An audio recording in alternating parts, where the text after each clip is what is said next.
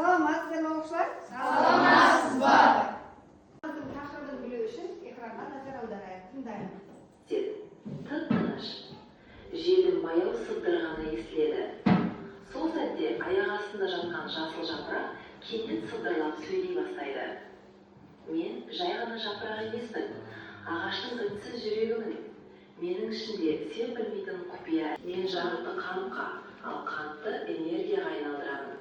Бұл сиқырлы үдерісті бүкіл әлем фотосинтез деп атайды. Мен тоқтайды. Жапырақ тағы бір жасырын сырын айтады. Мен ағаштың тыныс алатын есігімін. Менің бетімде негізгі міндеті мейлінше көп жарық сіңіру. Әр жасуша жасыл пигменттер, яғни хлорофилл дәндерінен құралған ұсақ қалташалар, хлоропласттардан тұрады.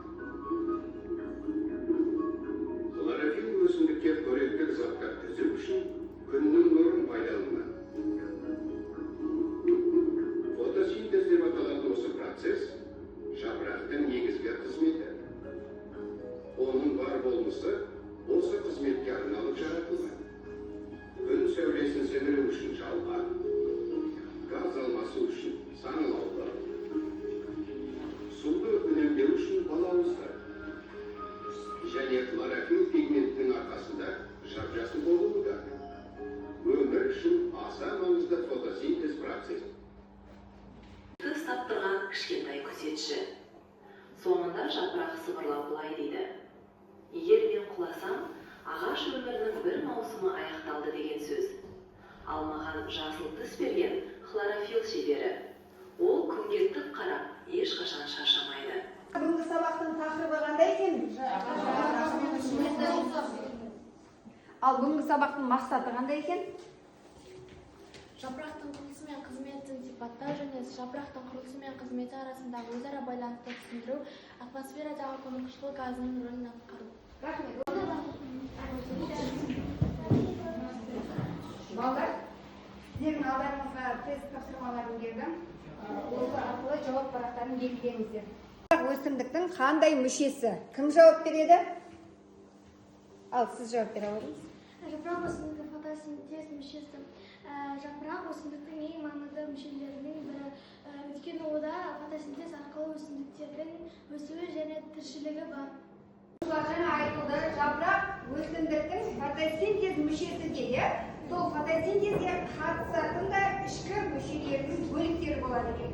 Сонымен жапырақтың сыртқы құрылысы болады және ішкі құрылысы болады екен.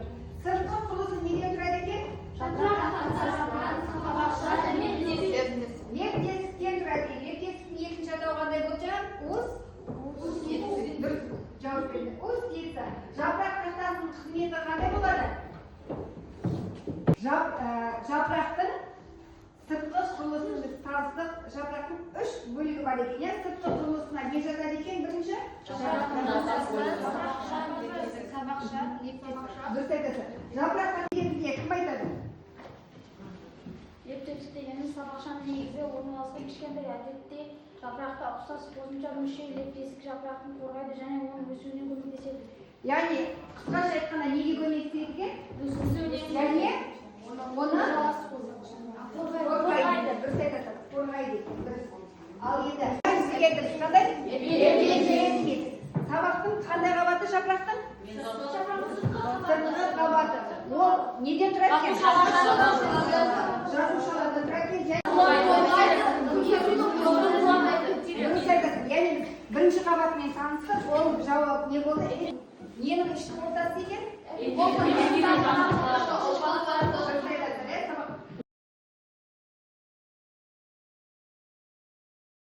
Жапырақтың фотосинтез кезеңі бірнеше кезеңдерден тұрады екен балалар.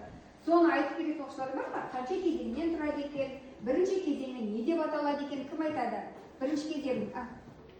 Күн сәулесін сіңіру. Хлорофилл күн сәулесін сіңіреді. Фотосинтез процесінің бастап кезеңі болып табылады. Яғни ең алғашқы кезеңі бұл не деп аталады екен? Күн сәулесін сіңіру. Яғни жарық міндетті түрде қажет болып есептелінеді. Екінші кезеңді кім айтады? Қандай кезеңдер бар? Глюкоза өндіру фотосинтез арқылы қант өндіреді, өсімдіктердің өсуіне қажетті зат. Дұрыс айтасыз. тағы да қандай кезеңдер бар? Ал медет. Оттекті шығарылуы фотосинтез процесінің оттегі бөлінеді. Бұл оттек ауаға шығарылады және тірі организмдердің тыныс алуына қажетті. Қандай кезең бар? Кім айтады? Оттегіні шығару. оттегінің шығарылуы фотосинтез процесінде Осының айтқан тыңдайық балалар. фотосинтез процесінде оттегі бөлінеді. Бұл оттегі ауаға шығарылады. Фотосинтез кезеңі осымен аяқталды ма? Жапырақтың фотосинтез кезеңі осымен аяқталды ма? Жоқ, тағы да бір кезеңдер қалып кетті ма? Кім айтады? Оттегіні шығару. Көмірқышқыл газын сіңіру. Ол жапырақтың стоматалары арқылы көмірқышқыл газы ауаны сіңіріледі. Көмірқышқыл газы фотосинтез процесінде қолданылады. Жақсы, рахмет. Яғни, жалпыламай айтайықшы, қандай?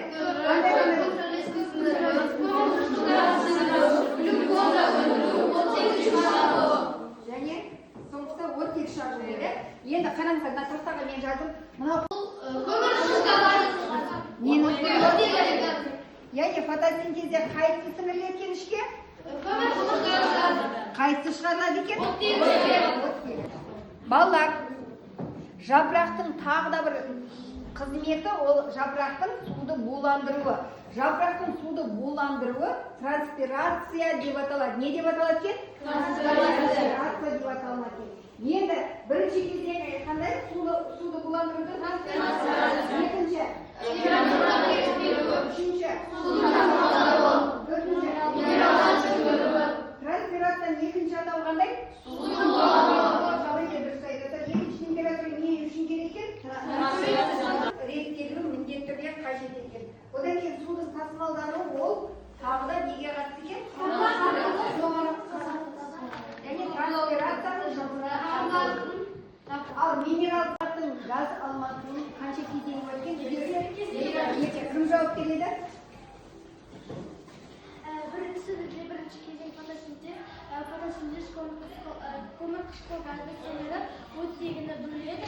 Ал тыныс алу оттегіні сіңіріп, көмірқышқыл газды бөледі.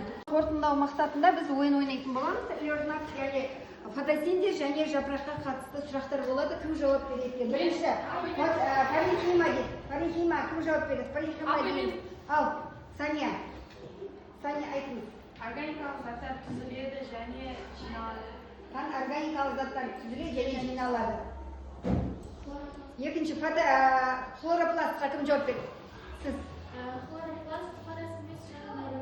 Дұрыс, ал көрейік. Жүйкелерге кім жауап береді? Жүйкелерге. Лептеске кім жауап береді? Лептеске кім жауап береді? Ал.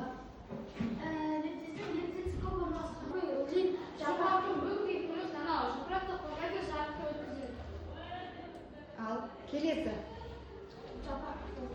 Кім айтады? Кім жауап береді тағы?